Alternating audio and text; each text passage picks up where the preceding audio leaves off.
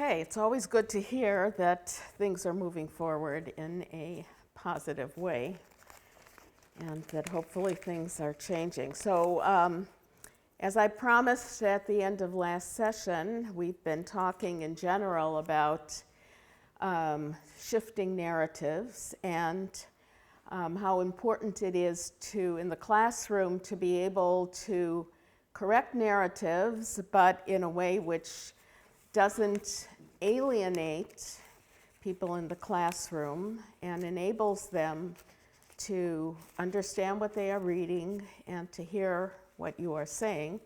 And it's very, very difficult because it's a human situation, and human situations are messy. If they were clean cut, it would make things a lot easier for us. So, as I said, what we're going to do in this half of our two-part seminar this morning is talk about actual social movements and the ways in which they incorporate anti-Semitic tropes, which are often couched not as anti-Semitism, but as righteous anti-Zionism. And I've always felt that our goal in the classroom is to enable students to distinguish between true and false narratives. And part of what we need to do is to keep their minds open and keep their ears open. And that's why I was emphasizing strategies at the end of our time together in the last session. It's one thing to write an article where I think one can, go straight forward in the argument, but when you're dealing with human minds, one has to sometimes do what's necessary to bring people along so that they understand the argument. Now, one of the most recognized names among non-sectarian organizations that promulgate anti-Israel narratives as they demonstrate for Palestinian causes is the Boycott, Divestment, and Sanctions Movement, BDS.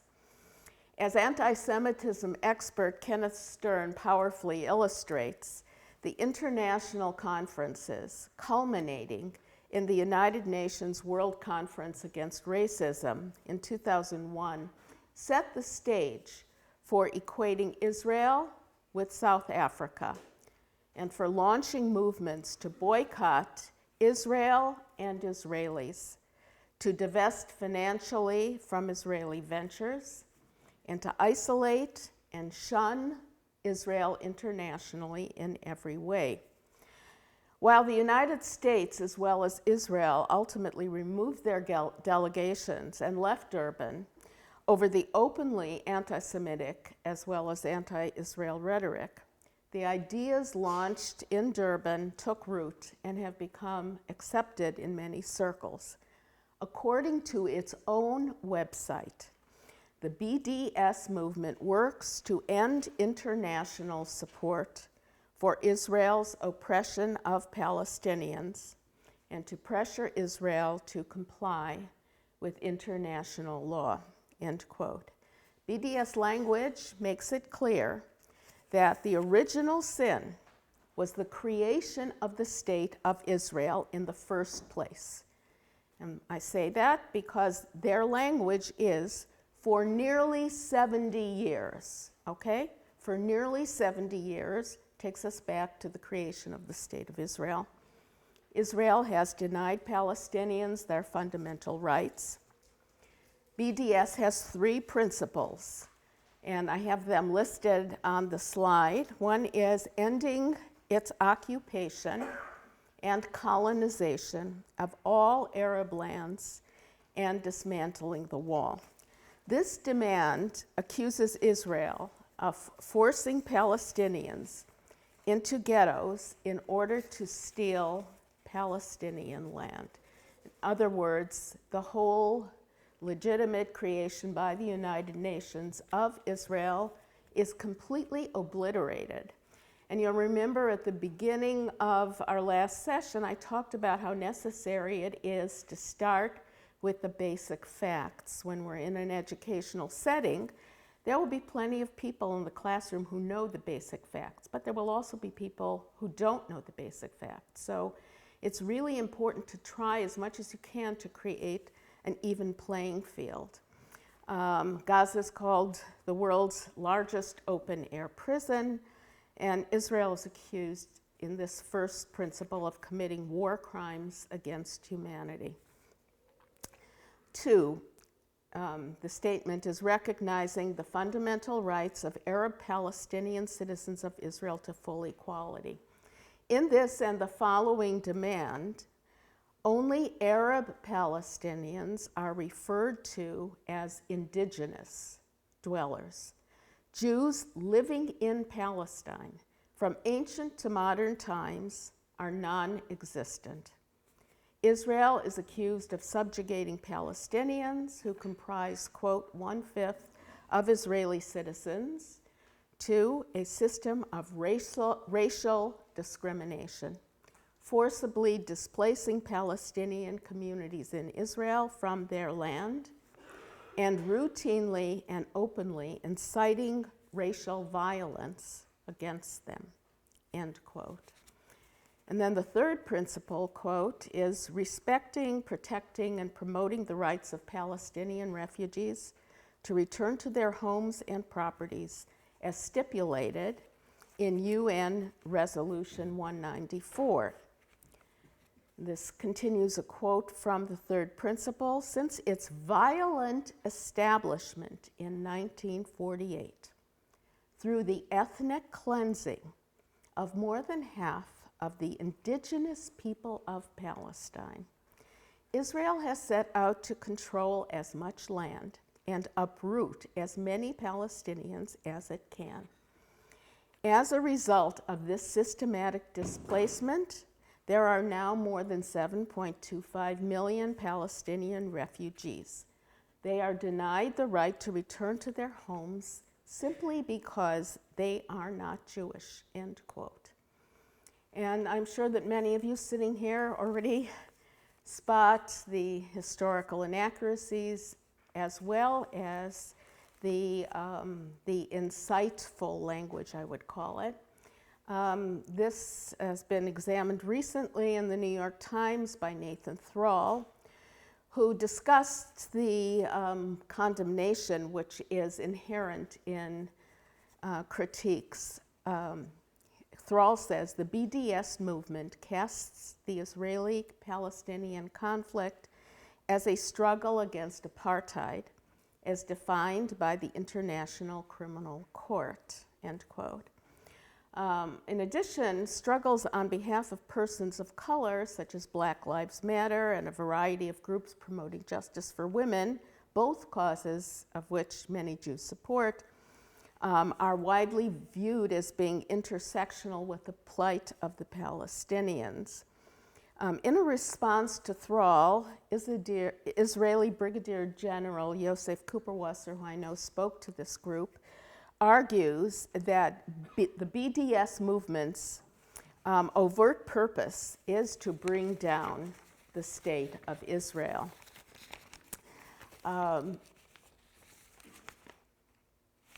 I would like to also talk to you about, in regard to this, the statements of Judah Pearl, who's the father of Daniel Pearl. You might remember that he was a Wall Street Journal reporter who was captured, and he was asked if he was Jewish, and he declared, "I am Jewish," and his head was removed piecemeal with a knife.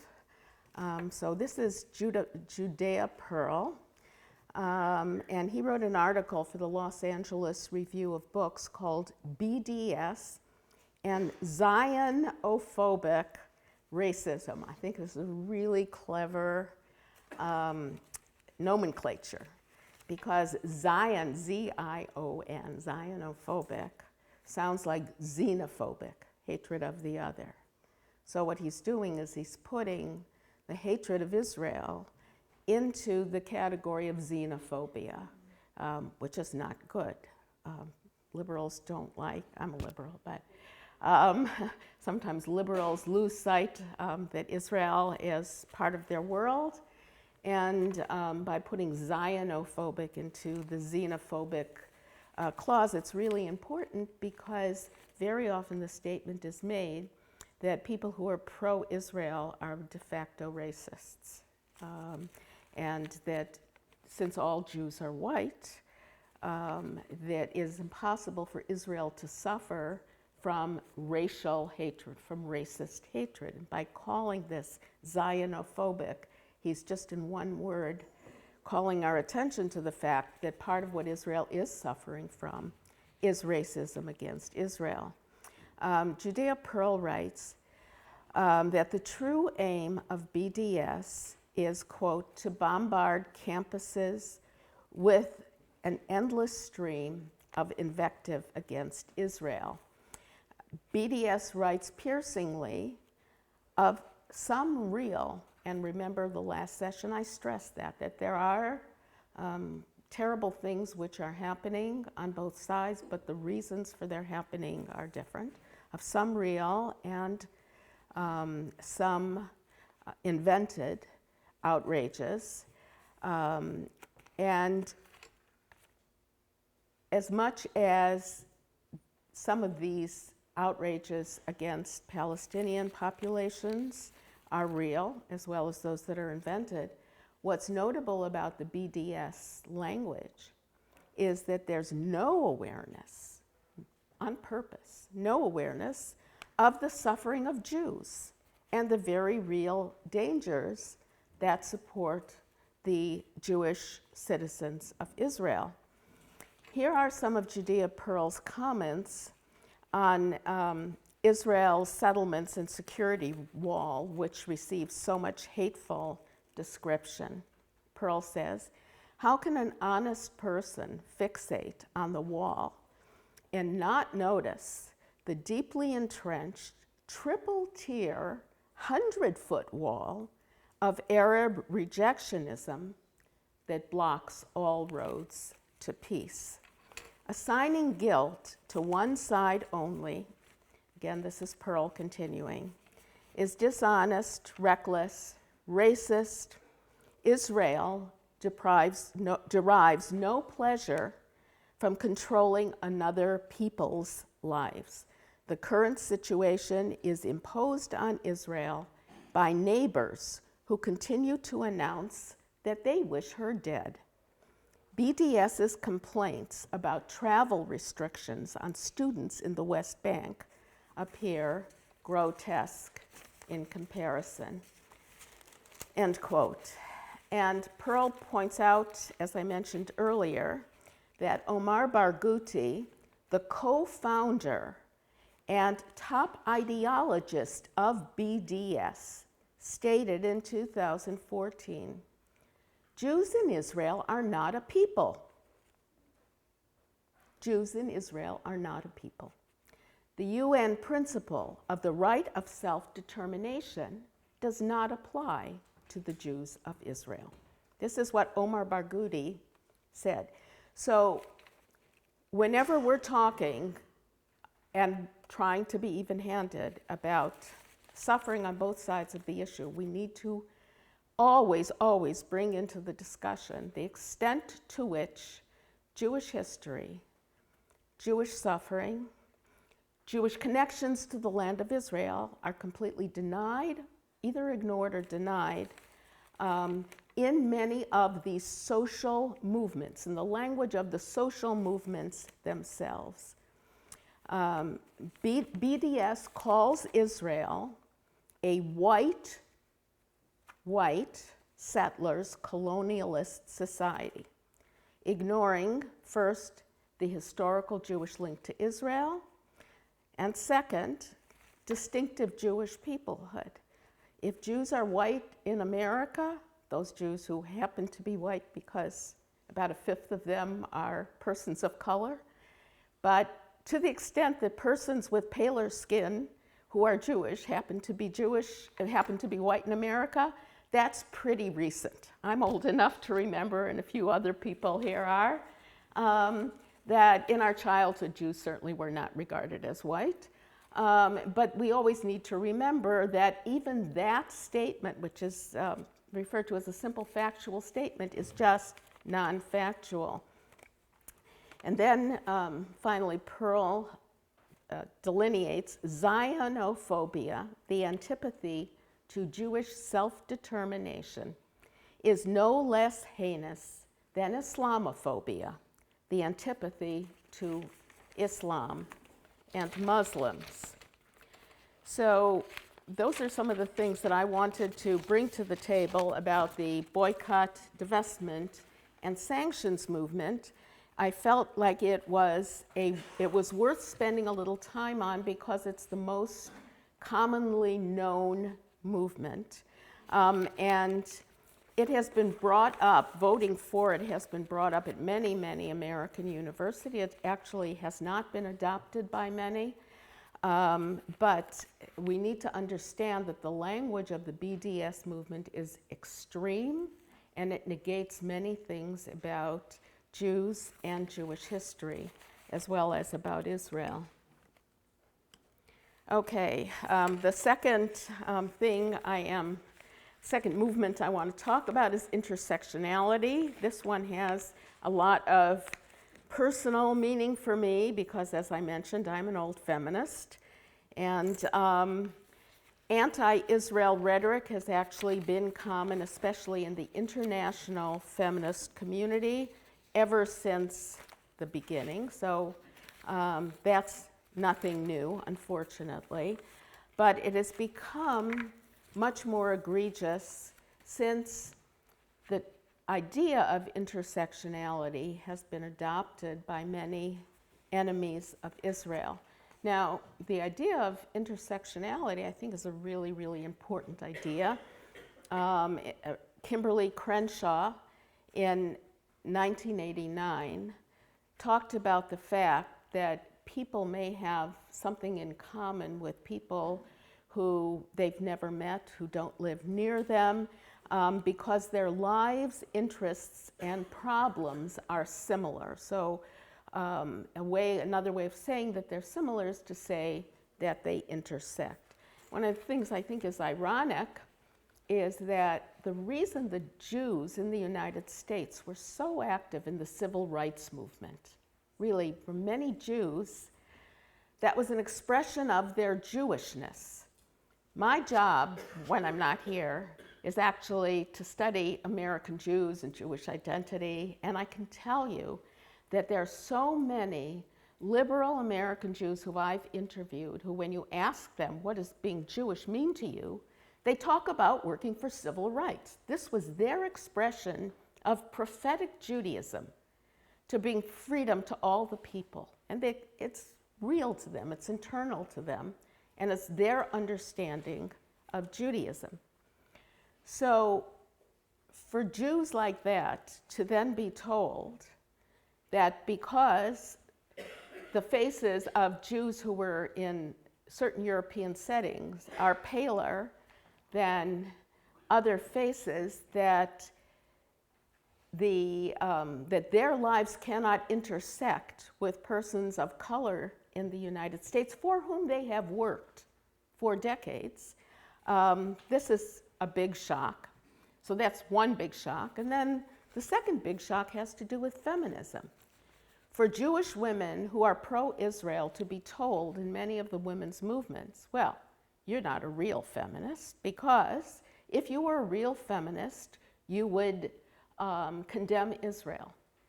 So there's an orthodoxy there, a rigidity, an unwillingness to see how complex these issues are, which makes Jews once again a kind of a pariah group, pushed out of and delegitimated in movements that many of them were instrumental in forming and working for.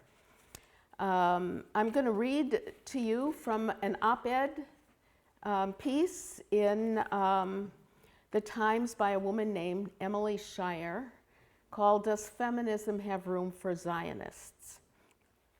On March 8th, women around the world will be abstaining from work and rallying in the streets as part of, this was 2017, as part of the International Women's Strike, with the aim of starting an international feminist movement that challenges the sexual, physical, and economic exploitation of women. Emily Shire says, as a proud and outspoken feminist who champions reproductive rights, equal pay, increased female representation in all levels of government, and policies to combat violence against women, I would like to feel there's a place for me in this strike.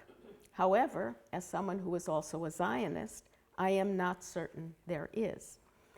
Although I hope for a two-state solution, and although I am critical of the Israeli government policies, I identify as a Zionist because I support Israel's right to exist as a Jewish state.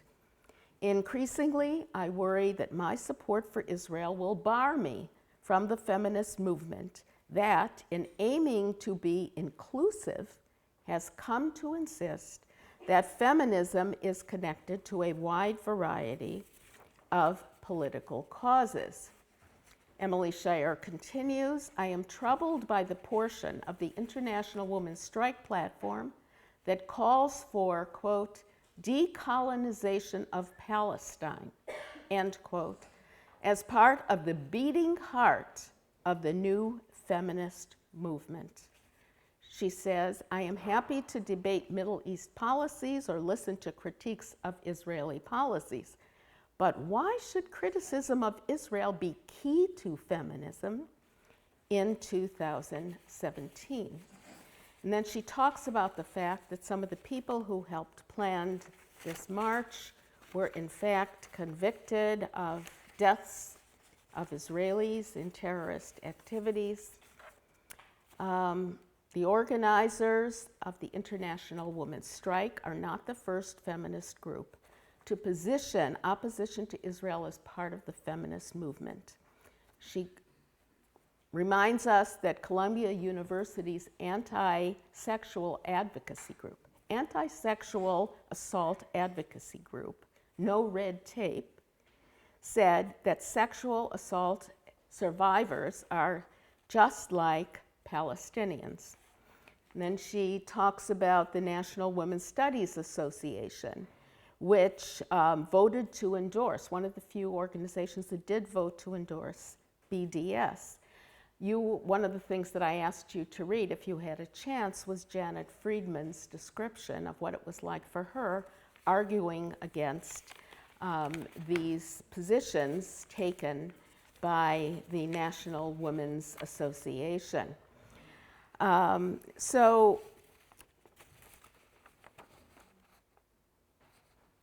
the idea that somehow if one is to be committed to women's issues, and if one is going to be committed to social justice, that one must automatically be against Israel has become the new orthodoxy in many of these social movements. This poses a tremendous problem for the majority of American Jews, over 70% of whom vote Democratic and identify as liberal, including me, that the things that we really care about in terms of social justice are saying to us, we don't even want you unless you say that the country which offers self-determination to your people, that you condemn that country. So it's really ironic that inclusive, but here is this incredibly rigid, non-inclusive stance that's totally unwilling to look at more than half a side of an issue. I liked very much the comment that Bret Stephens made, which is that saying that the reason that Jews are not really a minority, which is actually, if you look at the numbers, it's ludicrous because we are talking about many millions of Muslims, many, many millions of Christians, and then to say to Jews that they are not a minority when they are such a little minority that if you do a pie where you have all the peoples of the world, you have to write the Jews out in the margins because there's no room to put that little word Jew even on their little segment of the pie the Jews have. The Jews have ceased to be a minority because, as I mentioned in the first session, Jews over the years of their wandering have evolved or developed, I should say, certain coping strategies so that they manage to recoup and to become somewhat successful in many of the places that they've lived. Here's Bret Stephens commenting on the fact that privileged people can be minorities and, in fact, can be subject to racism, that even people who are affluent can be subject to racism. Many Jews are not affluent, but even people who are affluent can be. Bret Stephens says, Jews in Germany were economically and even politically powerful in the 1920s, and then they were in Buchenwald. Israel appears powerful vis-a-vis the Palestinians, but considerably less so in the context of a broader Middle East, saturated with genocidal anti-Semitism. American Jews are comparatively wealthy, but wealth without political power, as Hannah Arendt understood, is a recipe for hatred. Privilege didn't save the congregants of the Tree of Life Synagogue last year. Okay, now we come to discussing a topic which is very painful and troubling, which is that even the Black Lives Matter movement has been now includes some of this anti-Semitic material. And this has been noticed by some African American leaders in the United States. Jason Hill is an African American public intellectual. He wrote in Commentary magazine an article called My Black Lives Matter Problem.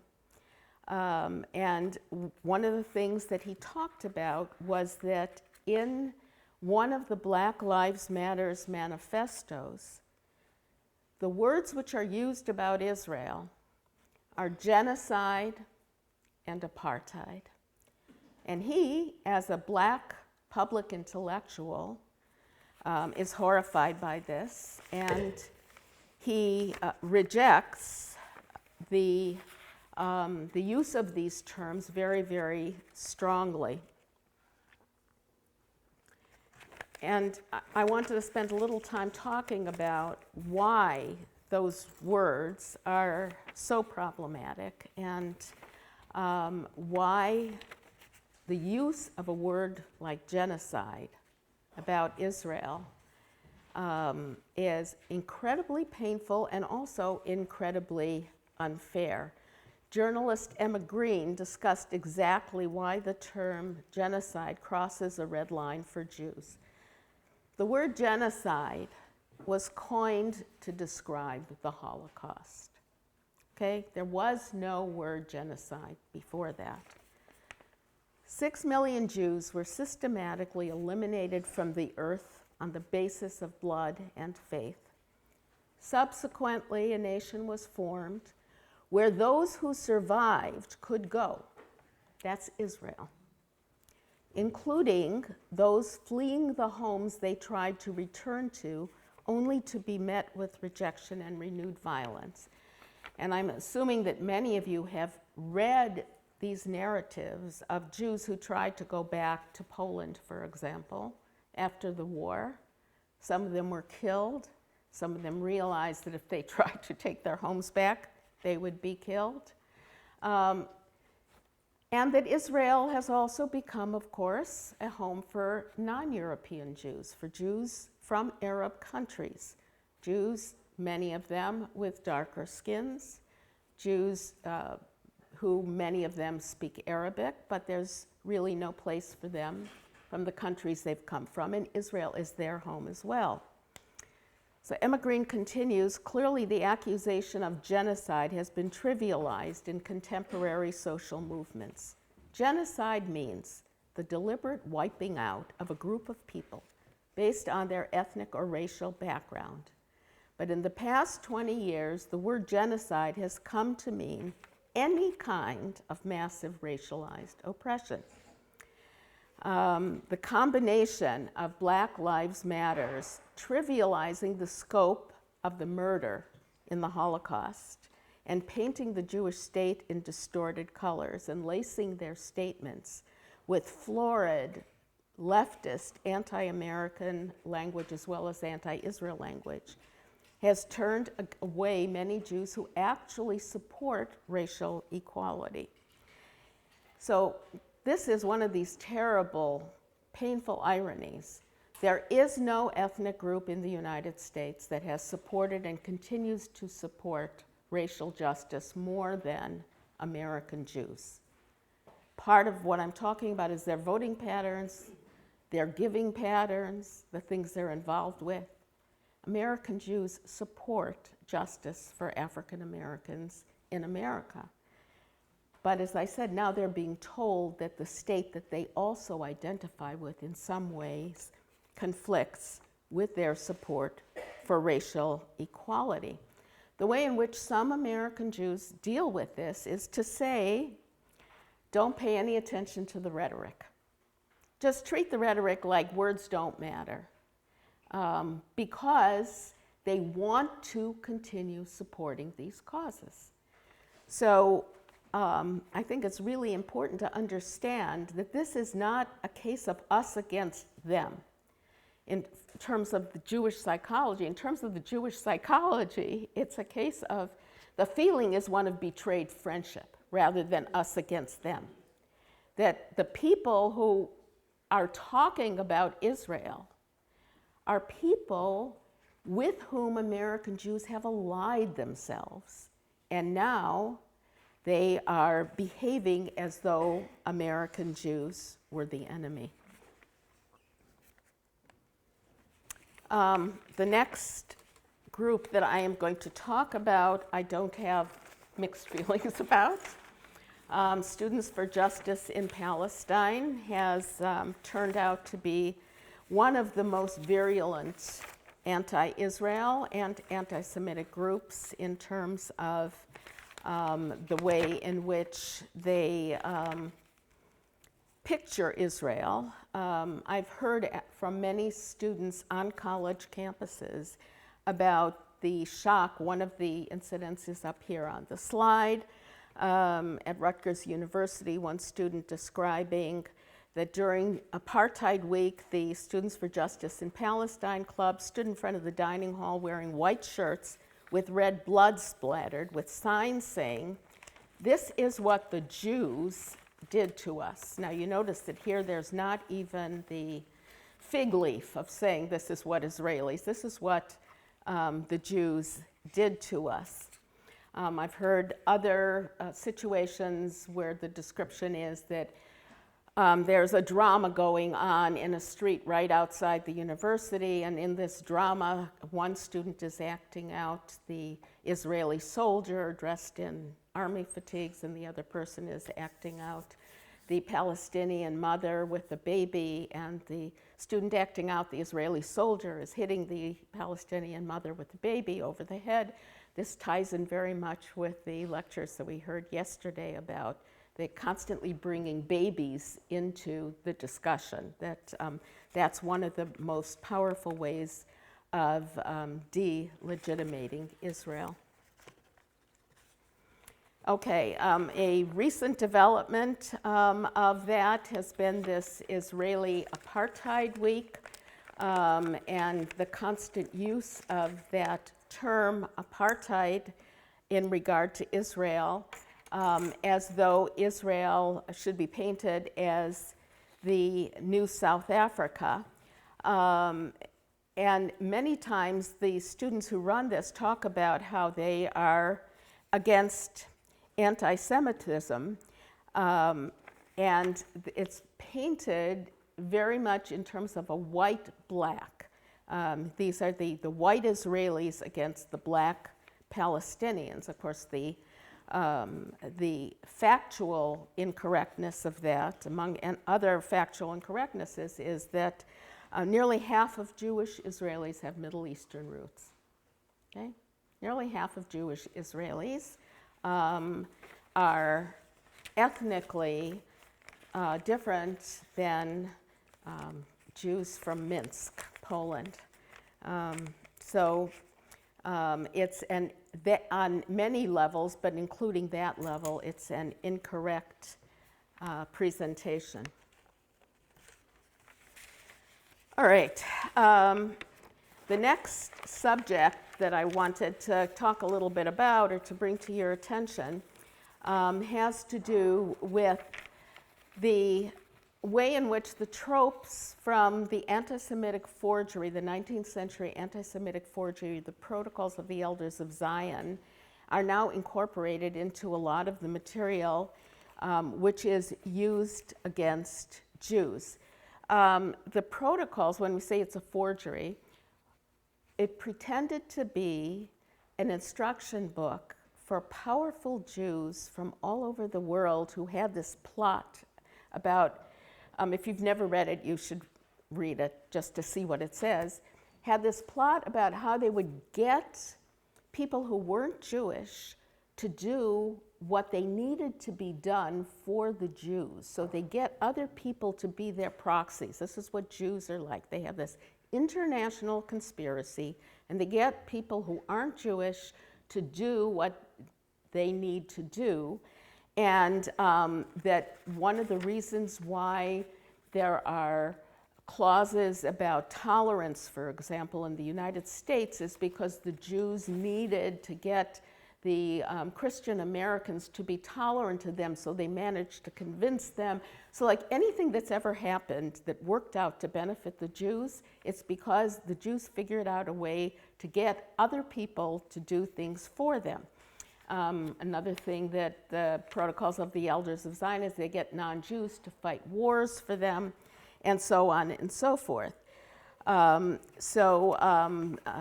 Kotkin, who you heard speaking here yesterday, says that for millennia following the destruction of the Second Temple and the beginning of the diaspora, Europe was home to the majority of Jews.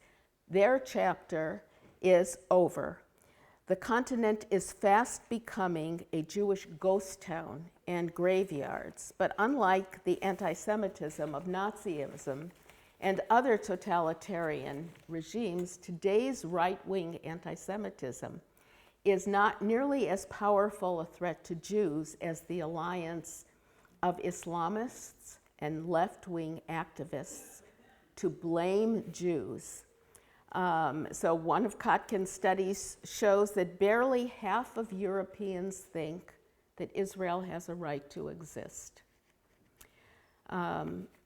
There's similar anti-Semitic and anti-Zionist trends among liberals in the United States, and they have become, much of the liberal community in the United States has become a kind of zealotry of anti-Israelism. There are some analysts in the United States who think that what's happening, and I don't believe this is true, I hope it's not true, but Ross Douthat, who's a conservative columnist, and some other people like him think that one of the reasons that it's become acceptable to articulate these statements, which are so overtly anti-Semitic as well as anti-Israel, is because the stature of Jews is diminishing in the United States. And not too long ago, there was a study of minorities in the United States that said that Jews were the most respected minority in the United States. But Ross Douthat and others like him think that that sort of reached a peak, and now it's on a decline. And according to do that, arguments whirling around freshman Congresswoman, American Congresswoman Ilhan Omar's repeated toxic tropes in her critiques of Israel are no accident. He says that left-of-center politics that remembers the Holocaust as one great historical tragedy among many, and then judges Israel primarily on its conservative and nationalist political orientation, and pays no attention whatsoever to its status as the Jewish sanctuary, and I would add, and pays no attention whatsoever to the political situation, which not of its own making, that it often finds itself with, and regards the success of American Jews as a reason for them to join white Gentiles in a check your privilege self-criticism, cedes moral authority to minority groups who appear to be more Jewish, more oppressed. So one of the things that I've been trying to get across today is that narratives really matter a lot. The stories that are told about other people, those become for us a kind of living history. That's what narratives are. And for American Jews, who mostly situate themselves in circles where liberal, leftist, anti-Israel views are freely expressed, there's a profound discomfort. American Jews find themselves in a place where everything that they agree with politically is over here, but then their feelings about Israel don't fit into that package. Singling Israel out by saying they cannot support Israel because Israel's established was artificial and violent. This is a quote. One of the articles that I read, which had interviews with people who were active in each of the movements that we just looked at. And people who were active in those movements said that they could not support Israel because when Israel was established, it was artificial.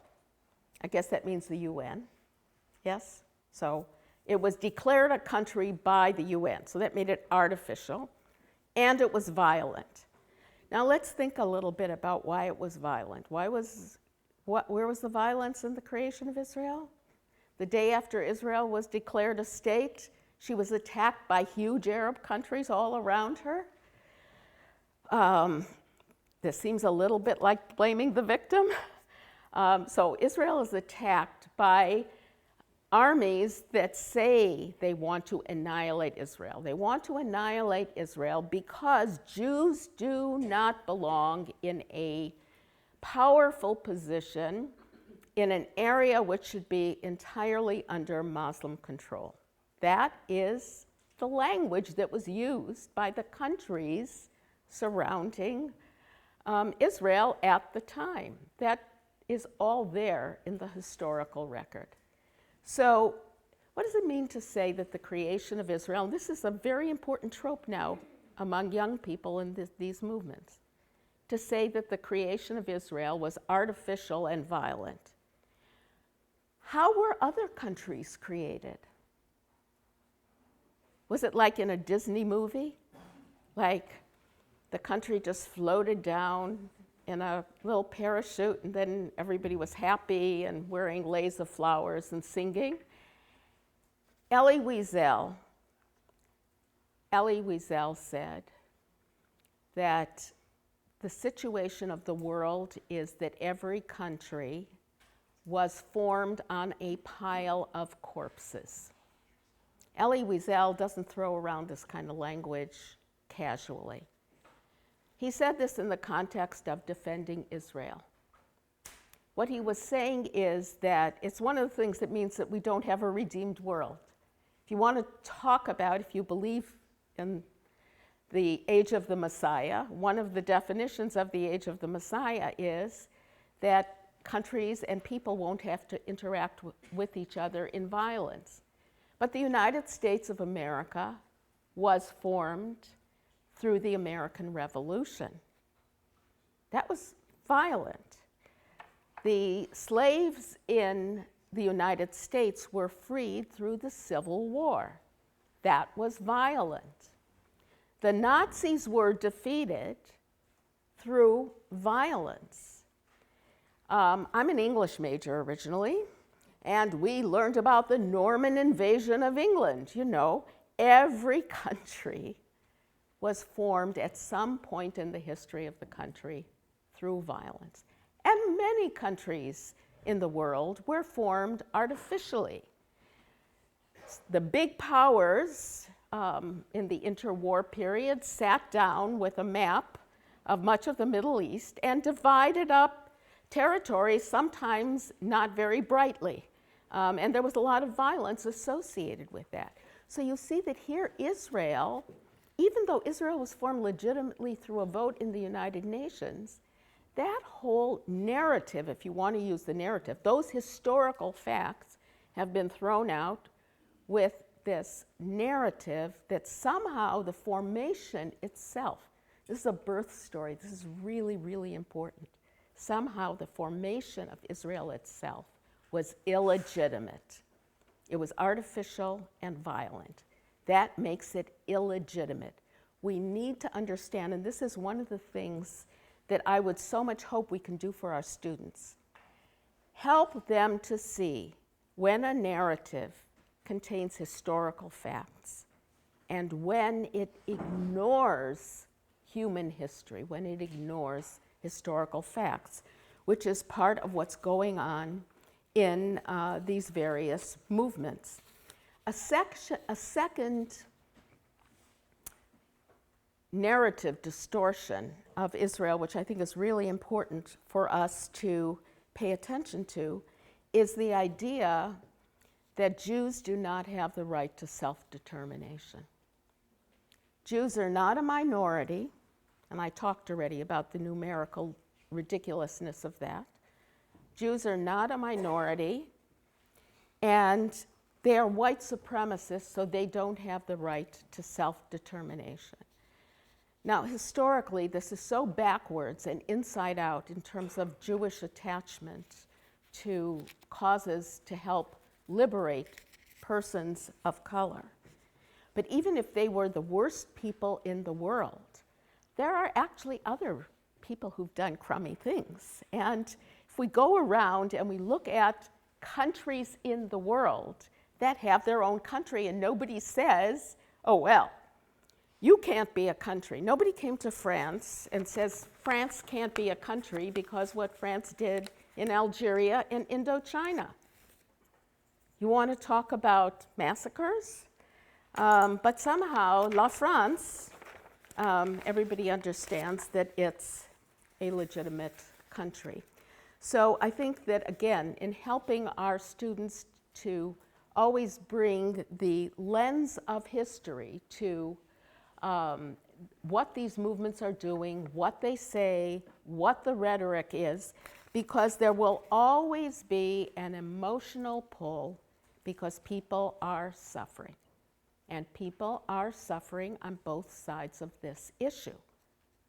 It's not our job to deny that there is suffering on both sides of the issue, but I think it is our job to bring the historical facts to bear so that we can talk about this and be talking about trying to find justice in the real world. Okay, so everybody here who lives on a college campus knows that there is a lot of rhetoric on college campuses about Israel and about anti-Zionism. And part of the problem that we have as people, especially who teach undergraduates, I'm hoping graduate students have a better historical background, but let's just say undergraduates, Most undergraduates, at least in the United States, know very little about world history. It's always a little shocking when you start teaching your first semester or two of teaching. I can tell you that the first midterm I gave, I discovered that none of my students had any idea that in the 1800s there wasn't a Soviet Union in Russia, okay? I mean, it was a class on sociology of American Jews. I actually hadn't thought to go back and talk about when the Soviet Union was established. But what I'm saying is you cannot exaggerate the lack of historical background that at least some of your students will have.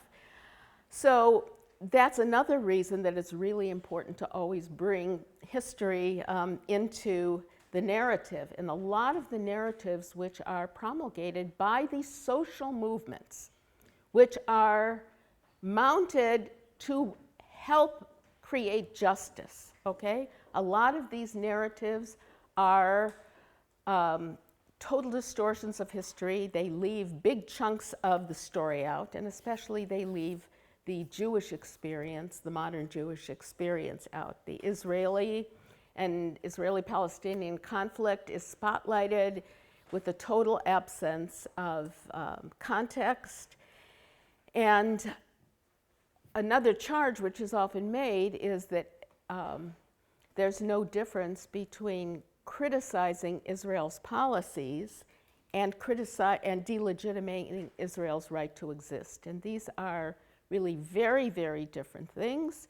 I would say the majority of American Jews actually are critical of many of Israel's policies, and lots of Israelis are critical of Israel's policies. You can read Haaretz if you would like to see the loyal opposition. But when those things are lifted out of context and put into the context of delegitimating Israel's right to exist, I think we need to understand that this is it's a negation of Jewish history. It's a negation of the concept that Jews are an actual peoplehood and the Jews have the right to self-determination like any other peoplehood. I think we need ourselves to recognize anti-Semitic tropes when we see them, and it's part of our job to help our students see them. So what I'd like to finish with is this, and then I would like to have your ideas about this as well. I think that part of our job is correcting ahistorical anti-Semitic narratives which are embedded in today's movements. Anti-Zionist attitudes promulgated by many of the social movements that I highlighted today illustrate the triumph of anti-Semitic alternative narratives over historical fact. I'm very aware that I live in a country in which fake news is a term which is thrown around and often applied to the real news. So I think we're living in a situation right now in which just saying there is such a thing as real history and real news automatically puts you in a certain box politically. But I think it's for Jews especially, and for people who care about Jews and teach Jewish history, this is super important. Jews have nothing to gain by the erasure of real historical facts. Again, I think we need to distinguish between criticism of Israel's policies versus delegitimating Israel's existence and denying the right to Jewish self-determination. I think that we need to recognize and correct anti-Semitic images, ideas, and tropes. And this goes back to the discussion we had earlier. We're not doing it in a vacuum. We're all going to get pushback. We all get pushback. We have students in our classes who believe many different things. We need to not make them into martyrs in the classroom. That will not be helpful. We need to, if nothing else, use empathy as a strategy. But We need to make sure that our students leave with an understanding of what is and is not an actual narrative, and what is an anti-Semitic statement, even if it's embedded in the language of social justice. We need to help them balance positive and critical narratives about Jews and Israel. And you'll remember when I was talking about what is modern anti-Semitism, one of the things I had in block letters was that Israel and Jews need to be evaluated with the same scales that are used for everybody else. Jews don't have a responsibility to be better than anyone else. When Jews go to the synagogue on Yom Kippur, the Day of Atonement, each Jew may feel that he or she needs to be the best person they can be. But on the international stage, Jews do not have a responsibility to be better than anyone else, to deserve having the same rights and privileges as other people do, because Jews actually are part of humanity with all of humanity's foibles and difficulties. I think we need to recognize that Jews are diverse. There are honest Jews and dishonest Jews. There are Jews who have political attitudes, behaviors, projects that we like, and Jews that have political attitudes, behaviors, and projects that we despise. So we should work against them, but we have to be careful that that doesn't get attached to Jews as a people. So I think that's as much as I have to say, and I would love to hear what you have to say about this topic.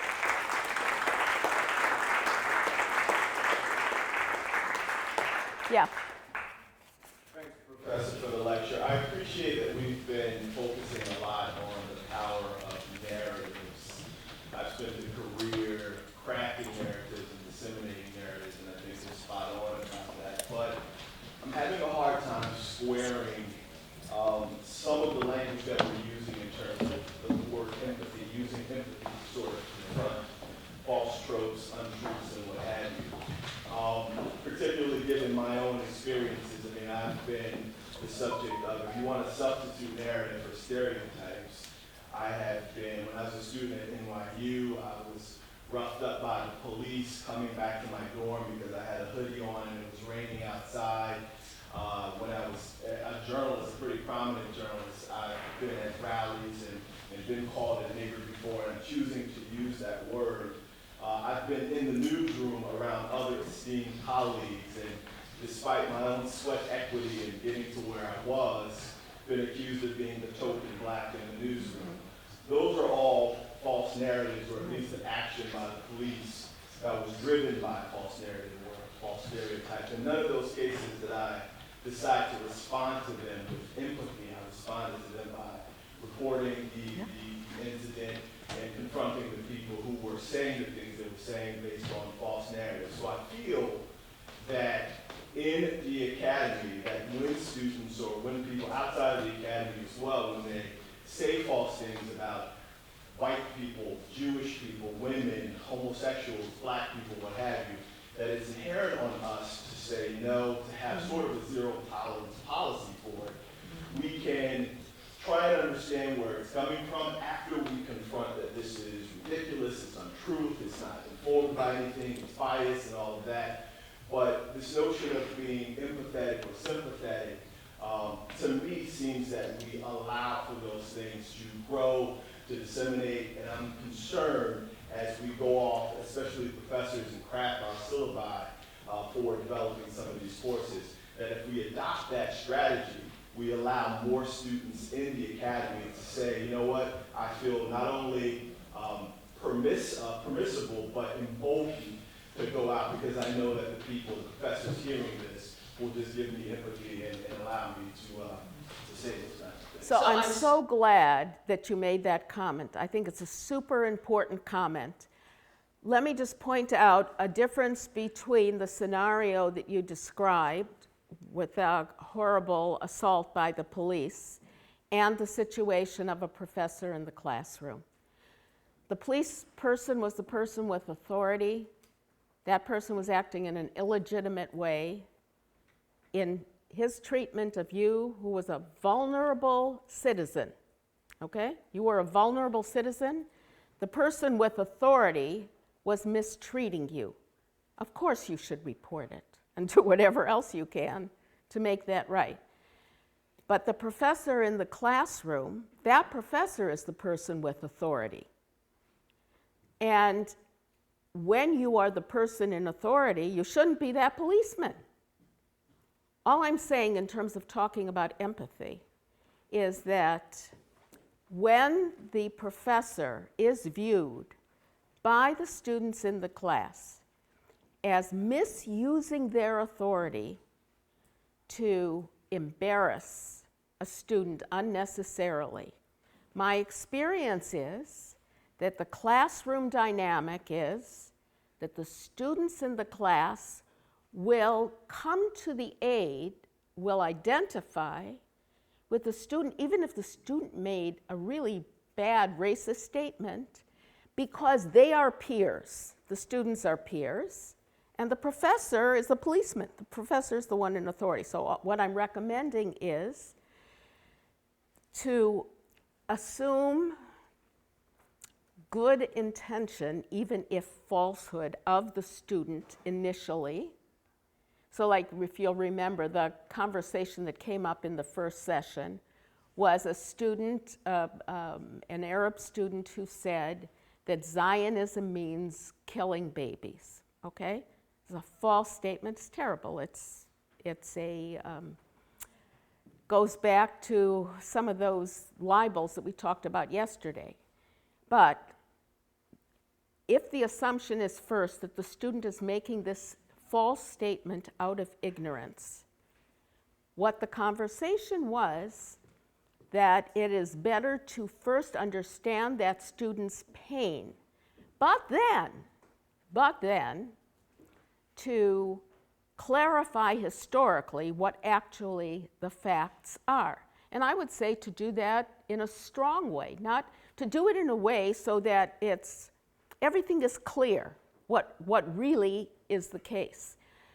It's up to a particular professor, whether that professor feels it works better for him or her to first make the strong statement and then be empathetic, or to first be empathetic and then make the strong statement. My experience is that in terms of the classroom dynamic, because as one of the speakers said yesterday, and I think it's absolutely brilliant, who you're really talking to in that classroom in terms of wanting them to understand what's happening is the whole middle group. The person who has extremist ideas on the right or the left is probably not listening to you that carefully anyway. Their mind is closed.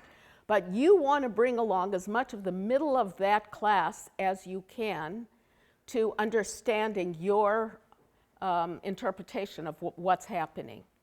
And if you seem to be adding to the pain of a student who's made a statement by putting the student down harshly to start out with because the student has made a false statement, strategically, you may end up alienating so much of the class that they don't even listen to what you're saying. I'm not disagreeing with you at all, that we have a responsibility as educators to help our students understand the truth, and see an untruth and recognize it for what it is. I am saying that from not just humanitarian, but also for strategic reasons, it is often better to do it in one way rather than another way, but you might find that the other way works better for you. Yeah? Thank you, Ryan. I work with the students, many of the students here who are the result of the scholars. So this is a real pleasure hearing from you. I just want to share one thing. So,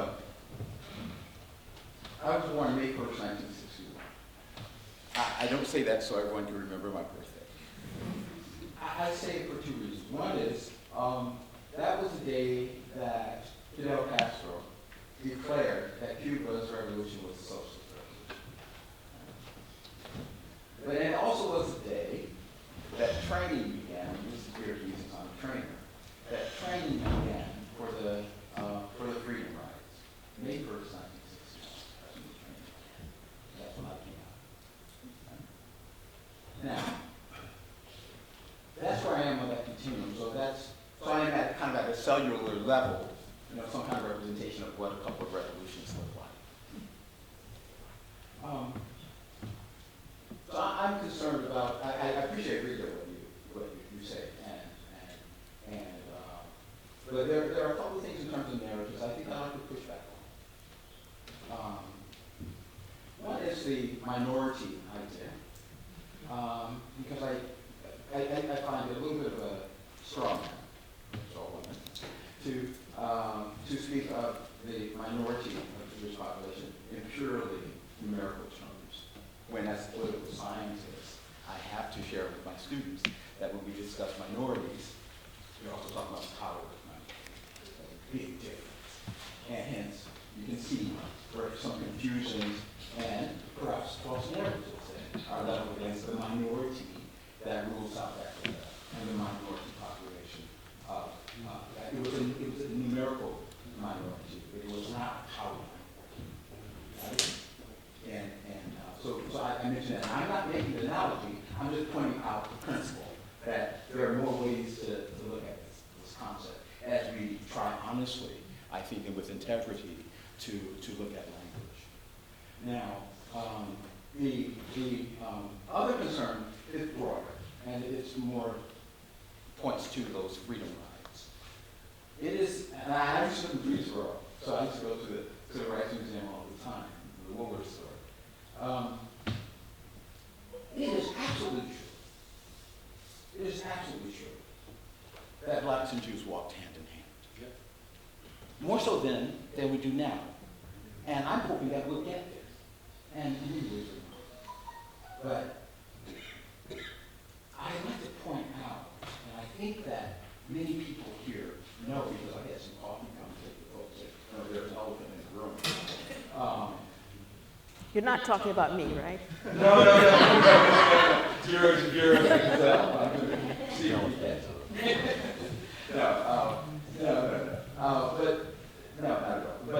But really in terms of just the idea that there was not self-interest. There was self-interest in the Jewish population as there was self-interest for the black population, because we were each, I would argue, and many others have argued, fighting for our own soul salvation.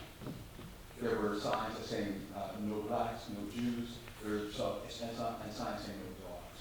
And this was before the whole conversation about Jews in country clubs and whether Jews are white. And it was also before the fissure of the thing that I studied when I was here, affirmative action. And that's where a lot of the divide went on. In fact, Charles and I were in a seminar when I got yelled at for giving Nathan Glazer a really hard time. That's when I started respecting you. That's when we became friends. He's like, I hate anti-Semitism. I'm like, I hate racism. Let's be friends. And it's an attempt. So I want a real conversation. I want a real conversation. And it can be messy. But I want a real conversation. Because if we are going to forge greater understandings as human beings, and you're not fighting for my soul salvation. I don't owe you a thank you for working on the civil rights movement. And you don't owe me one. Because you are my sister, and I'm your brother. I am your keeper, you are mine. So, I want a real conversation. And that may be a question we need to see. So I agree with you. I agree with you 100%. I hope this is the beginning of a conversation. I would simply ask us both not to look for purity of motive. I think that behavior, Jewish culture stresses very much behavior rather than so much purity of motive. Because when someone does something for someone else, even if it was partially self-interest, that thing was done for the other person. Certainly that's something Jews have experienced in many, many, many situations in Jewish history where Jews had no power. They were a minority, but had no power. And there were people from outside the Jewish community who were helpful, and perhaps they had self-interest also. Maybe it made them feel better about themselves. Maybe they felt like a gallant knight, to use Cynthia Ozik's language. But it was still better for those Jews that that person did it. So it's not a question of thank yous. It's a question of, again, maybe this is a Jewish cultural bias. My bias is to look at behavior. And words insofar as they comprise a kind of behavior, but not so much to look into each other's souls, wanting purity. I mean, my own personal bias is that we are all rather impure beings. We need sometimes to accept impurity of motive in ourselves and also in other people.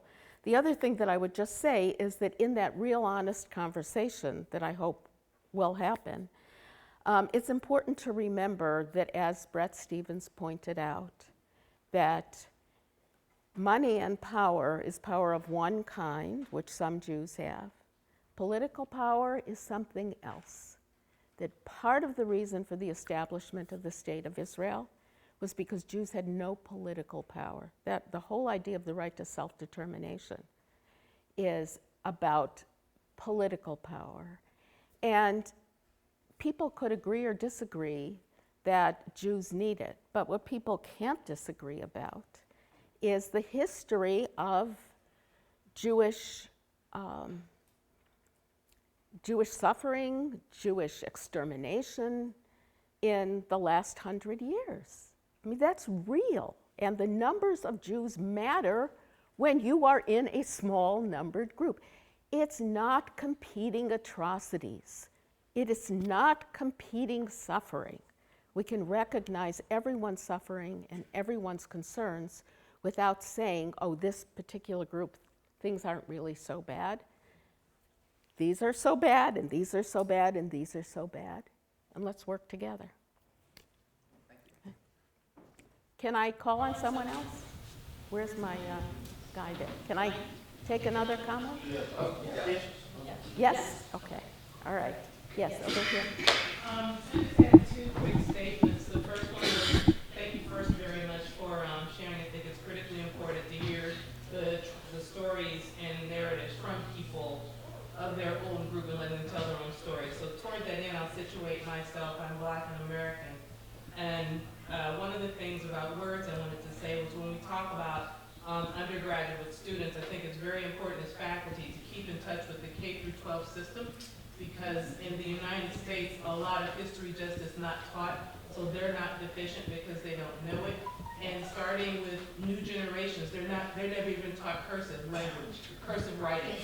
It's not taught in school, so when they can't read your board, we have to remember not to be ageist and to do that. So that was my first point. My second point was looking at the slide that talked about all those Benjamins, all these Benjamins. Yeah.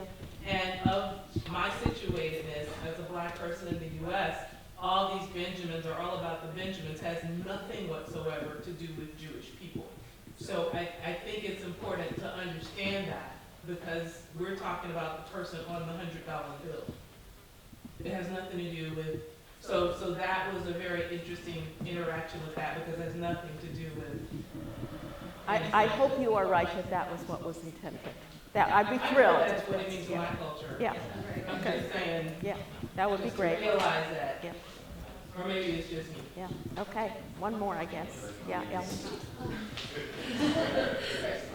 Thank you, Sylvia, for doing just a wonderful job in every way, including underscoring the practical application that we can take into the classroom. It's extremely important.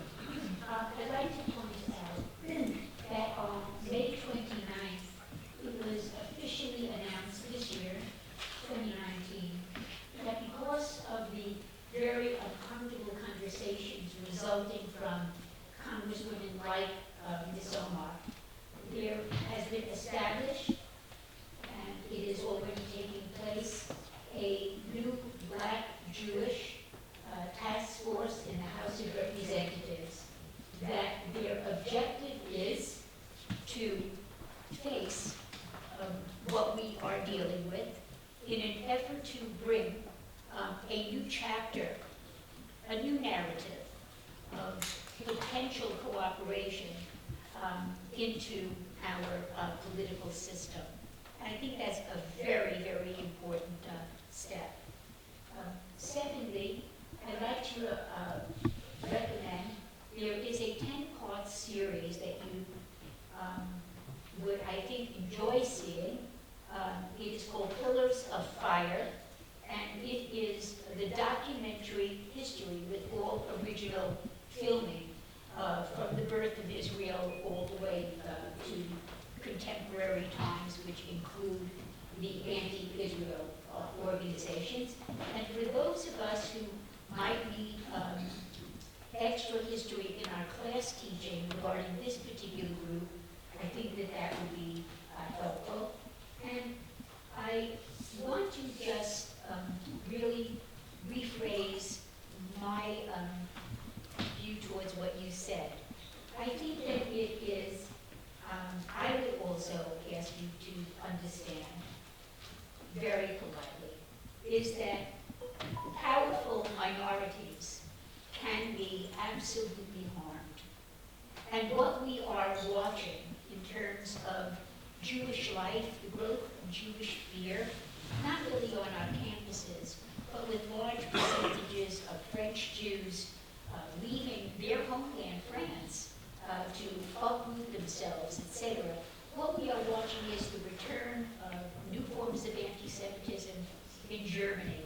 We're watching the far right emerge politically.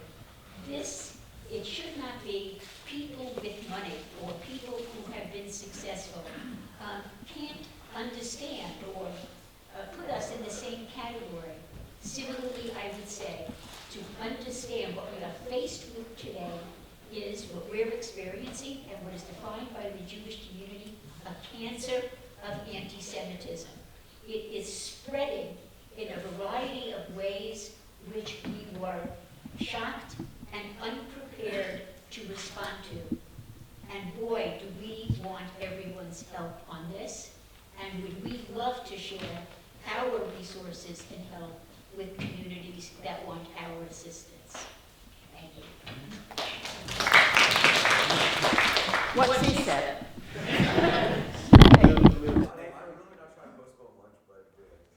Yes, we're running late for lunch. We'll do one more question. Anybody Okay. want to ask, and then we'll wrap. Okay. Okay.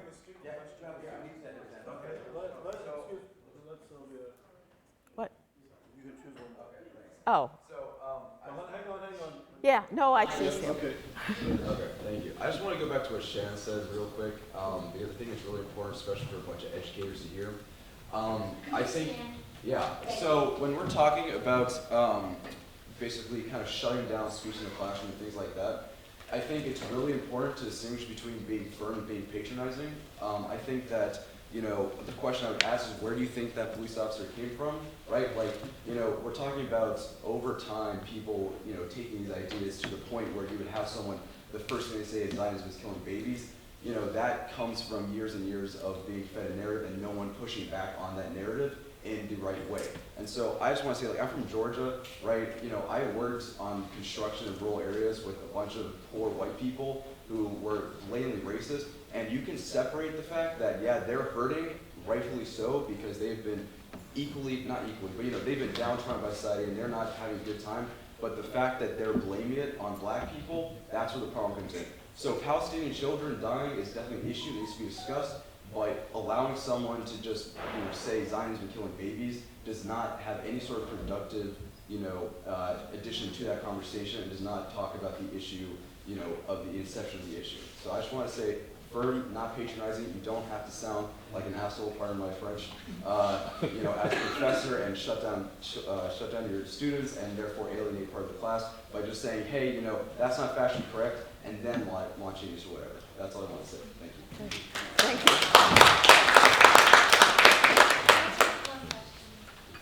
I think we'll all stay so she can answer Okay. a question. So, Be succinct as well. yeah. So I just sort of wanted to touch on a few things, but I'll try and keep it really condensed because I know we're late for lunch. This sort of idea of the Israel as a country that's being formed, as many countries have been in the past. While I can understand the historical sort of place that the way that Israel was formed has, I think that there's something to be said about the difference in the voices of people who are being oppressed in terms of the conversation that's being had about it. Of course, a lot of countries were formed on the bodies of others, but that doesn't make it acceptable. And of course, a lot of countries were formed and lines were drawn without considering the people that exist in a region, but that doesn't make it okay. And the idea that we're being unfair by criticizing and by calling something illegitimate, I think is maybe sort of looking at it from a historical lens as in saying that that is the standard. And I don't think it's the standard, and it shouldn't be. Had France and the United States been formed at a time when Native Americans, could speak the language and discuss what was happening to them, the narrative may have looked much the same in terms of people saying, well, this isn't right, you can't just come in and do whatever you want to do. And beyond that, according to my knowledge, and please correct me if I'm wrong, Palestine didn't vote about this. And the Arab nations surrounding that sort of area voted against it. And so you have this sort of pushback from the creation of Israel, and whether or not it has a right to exist, that's a whole other thing, and the UN voted so it does exist. But I don't think it's fair to say that we're not looking at a historical lens when it comes to this creation, because historically, the way that nations have been created has been detrimental to minority populations, and not even to minority populations, to people native to that land. And it's been unfair, especially to brown people. And so I think that sort of understanding leads to a dangerous narrative on the left, that if you're saying that, oh, everything is fine, you're being unfair to Israel, then what you're saying is the way that we create countries is just the way we create countries. There's no need to critique that, and it's unfair to fight against something that has created historically so much oppression, if that makes sense. Okay. I will, since I have been strongly encouraged to answer things that you... 60 seconds. I'll do my best. First of all, over and over again, I talked about critiquing Israeli policies. So the phrase, it's okay that was not at all the presentation. The presentation was that it is perfectly appropriate to critique Israeli policies. However, the top bold sentence of anti-Semitism is applying standards to Israel or to Jews which are different than the standards applied to other countries. And when I was talking about countries in the Middle East being formed by just being divided up by the powers between the two world wars, that wasn't a million years ago. It was basically the same historical framework as the formation of Israel. So we're talking within a couple of decades of each other. There were many countries that were formed by the powers that be, dividing things up. Israel, unlike them, actually, there was a vote. We understand in the United States that people vote, and the people that vote the most win that particular vote. Sometimes, as with our current president, it wasn't even the people who voted the most, but that's something else, okay? But the results of a vote or an election mean that that is what will happen. So I want to come back to that sentence about judging Israel with the same standards as everyone else. We want to talk about suffering, then in order to be intellectually honest, we have to go and look at other countries right now, not 1,000 years ago, not even 60 years ago. What's happening in the world right now? When we have demonstrations, when we have many organizations talking about social injustice in Israel, what organizations do we have talking about social justice in, you pick 15, 20 other countries, see what's happening. We want to talk about the status of women. We want to talk about the status of gay, lesbian, trans, queer people. You can take subject by subject, look at Israel, and look at other real countries right now. What is the status of people of color? What is the status of all these other groups? And then evaluate Israel compared not to purity and not to perfection, but to the way real countries live in the world that we live in. I'm not saying that Israeli policies are necessarily okay.